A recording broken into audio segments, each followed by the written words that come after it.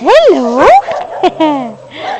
So, dear friends, I'm going to expose now one of the biggest and ugliest problems when it comes to overpopulated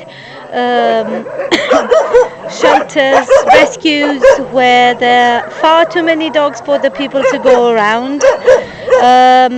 In my actual case, we have about 170 plus dogs, all concentrated in a few large pens, enclosures that we're still working on them to make more enclosures, to make less dogs in per enclosure, but it's a process and you can't do it all just by clapping your hands. There's very few workers to go around, and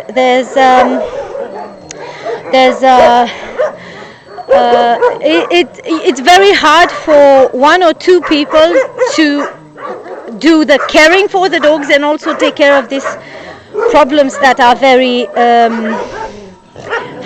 time consuming and in labor. So we're just going to talk about shit now, and I don't want to talk about other people's shit. I want to talk about my own shit. But you can use these details as an example for every rescue that deals with animals in the numbers we do. So we've cleaned this area yesterday, 2 words, late afternoon. This morning, this is like all fresh poop, and you can see whoever knows poop, they know that's fresh. And it is like that every day, and it's very hard during winter because everything. No. It's good.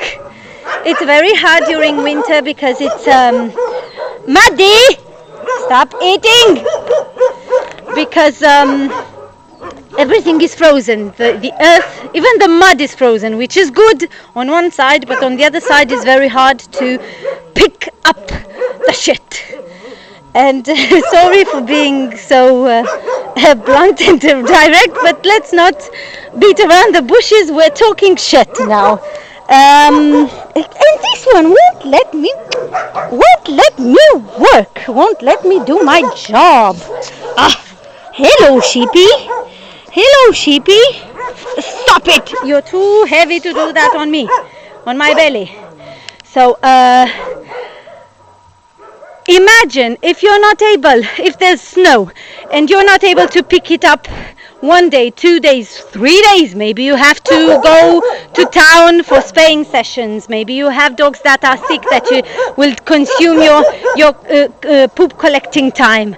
Maybe you are sick. Imagine what this multiplied by 2, 3, 4 days a week can do. We were not able when there's, let's say, snowing at night and it covers this one freezes and becomes a whole mass, impossible to break, and new shit comes on top of it, and new snow that will turn to ice, because when the dogs walk on it,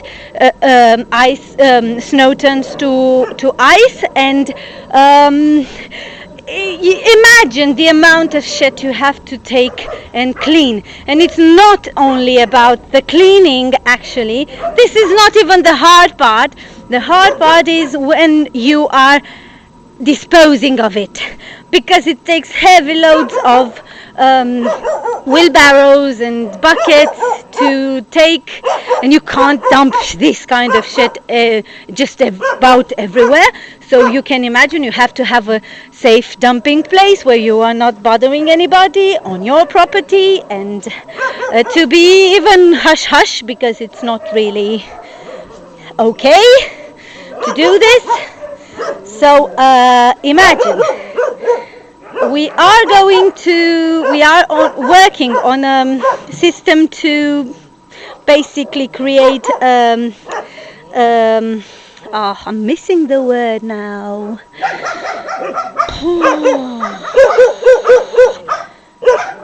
The thing where you can safely dispose of your poop. I'm sorry, I'm having a blonde moment. No offense to any of my blonde friends, I love them dearly, and they are very, very smart. It's just a saying. So, yeah, it's we're working on it.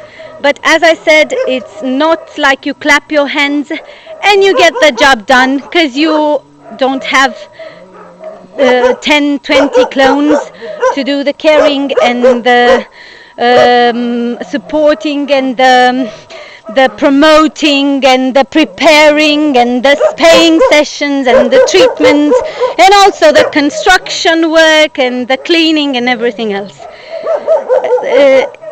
If you're asking about personal life, there's no such thing, so let's not even go there.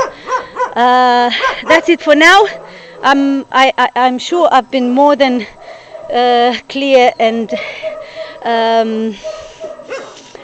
descriptive of the matter, and I'm sure you can relate, all the decent people with some, knowledge of what shelter life is in these cases. We're not talking about 20, 30 dogs in a yard. That is also incredibly hard work to do, but still manageable even for one person. We're talking about tens and hundreds of dogs in a place where there's one, maximum 2 people to care for them. So the important thing is that you need to look at the dogs to see if they're happy, if they are fed, if they are, and trust me, to have this kind of shit means they eat. It's not the best food, definitely, because you can't afford to feed them Royal Canin or even medium cost food. We're always going for the low cost, as long as the dogs poop properly and they don't have diarrhea problems and they tolerate it well. We're always going for the cheapest one, and that's how you get lots and lots of amounts of poop, even if it's not like they eat too much of it. It's what we can afford under these circumstances. So I will have to leave you and love you, and the other way around, love you and leave you, and just try to make some order out of this. Until tomorrow.